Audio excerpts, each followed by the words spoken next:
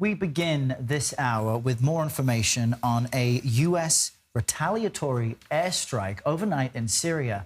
This after an Iranian-made drone killed a U.S. contractor. The attack wounded at least 5 American troops and another U.S. contractor.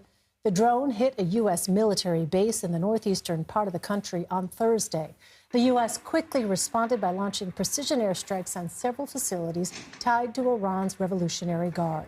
CBS News correspondent Christina Ruffini spoke with National Security Council spokesperson John Kirby this morning about what it means for the U.S.'s ongoing efforts to de-escalate tensions in the region.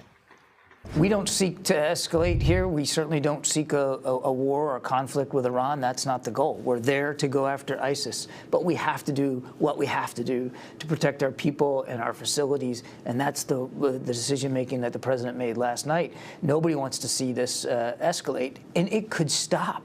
You know, any chance of escalation could stop if these Iran-backed militant groups actually stopped targeting our people and our facilities. If they keep doing it, then we're going to have to keep, again, protecting ourselves. Christina Ruffini is traveling with President Biden, so she joins us from Ottawa, Canada. Christina, great to see you. Catch us up to date then on your conversation with Kirby and tell us more about these overnight airstrikes and what the Biden administration is saying about them. Well, I mean, I think the bite that you pulled was the most essential bit. It was, you know, I also asked him, did you think the Iranians knew what they were hitting? You know, was it a random strike? And he says, no, he thinks they knew what they were hitting. I said, are you sure it was an Iranian drone? He said, we are sure that that's where it came from. And I said, is this something that's coming from IRGC Central Command? Is this a field commander who's taking this out? And Kirby said it really doesn't matter. The fact that they're still going after U.S. targets in this area. These are U.S. forces that are trying to combat ISIS, as you mentioned, which is a persistent threat. Even though we don't hear about it as much as we used to, it is constantly trying to remobilize, to reform, to recruit.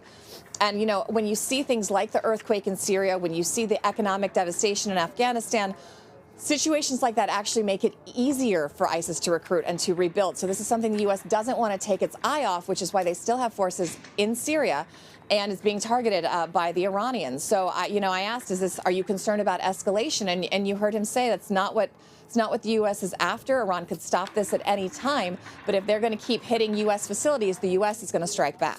Yeah, really significant to hear your conversation with John Kirby. Christina, I also want to ask you about the U.S. and Canada. They are set to announce a new agreement that will allow both countries to turn away a greater number of asylum seekers. So how does it impact the so-called Safe Third Country Accord put into place nearly 2 decades ago?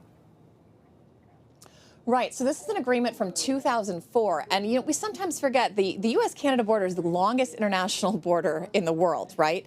There's a part of the border between Quebec and New York where about 50,000 migrants are entering illegally every year. And that's something that Canada has really wanted the U.S. to address. There's a bit of a loophole in that original agreement that said, look, if you go to an official border checkpoint, Canadian checkpoint, you know, from the U.S. side, and you say, I want to apply for asylum in Canada, they register, but you have to wait in the U.S. It's a little bit similar to the Remain in Mexico policy. You have to apply for it in U.S. and you have to wait for it to find out. If you were going through an illegal or unofficial border checkpoint, if you were just crossing the border at any old spot and you got picked up in Canada or you applied for asylum in Canada, you were then allowed to stay in Canada while you waited for that asylum claim.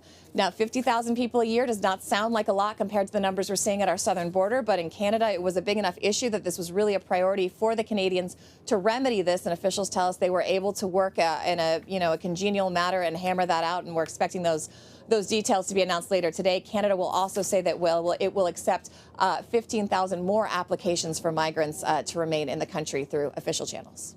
Wow, really important to get more context on that. And Christina, obviously, you're all bundled up. You've got your earmuffs on. You've got a few more hours to go there. What else is on the agenda for President Biden and the Canadian Prime Minister as they meet in Ottawa today? I heard Trudeau mention the climate and economy as well as issues they have some agreement on.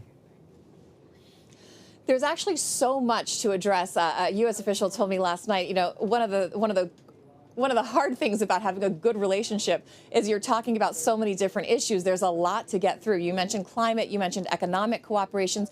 There's also China, right? You had these unidentified floating objects that required U.S. and Canadian cooperation to shoot down. The Canadians have pledged to upgrade the radar system for NORAD. They want to do that on a slightly more elongated timeline than a lot of U.S. officials want, so that's something they'll be discussing. Also, NATO and Ukraine. The two allies are on the same page about that, but there's been some criticism on the U.S. side that Canada doesn't donate that 2% of GDP to its military defense, and that's something that's a number they'd like them to get up to. Remember, that's something we heard a lot from former President Trump.